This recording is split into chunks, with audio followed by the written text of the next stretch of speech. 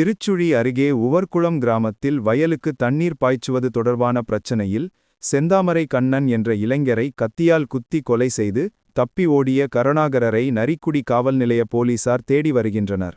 விருதுநகர் மாவட்டம் திருச்சுழி அருகே உவர்குளம் கிராமத்தை சேர்ந்தவர் செந்தாமரை கண்ணன் என்ற இளைஞரே விவசாயம் செய்து வருகிறார். இவருக்கும் அதே ஊரை சேர்ந்த கருணாகரன் என்பவருக்கும் இடையே வயலில் தண்ணீர் பாய்ச்சுவது தொடர்பான பிரச்சனை இருந்ததாக கூறப்படுகிறது. இந்நிலையில் செந்தாமரை கண்ணன் மற்றும் கருணாகரன் இருவரும் ஒன்றாக இணைந்து ஊருக்கு ஒதுக்குப்புறமாக உள்ள கண்மாய்க்கரையில் மது அருந்த சென்றுள்ளனர். அப்போது திடீரென இருவருக்கும் இடையே வாக்குவாதம் ஏற்பட்டுள்ளது. ஒரு கட்டத்தில் வாக்குவாதம் முற்றி கருணாகரன் தான் மறைத்து வைத்திருந்த கத்தியை எடுத்து செந்தாமரை கண்ணனை சரமாரியாக குத்திவிட்டு தப்பிவிட்டார். இதனைத் தொடர்ந்து கத்திக்குத்து காயத்துடன் வேகமாக ஊருக்குள் ஓடி வந்த செந்தாமரை கண்ணன் நிலைகுலைந்து கீழே விழுந்து இரத்த வெள்ளத்தில் துடிதுடித்து உயிரிழந்தார்.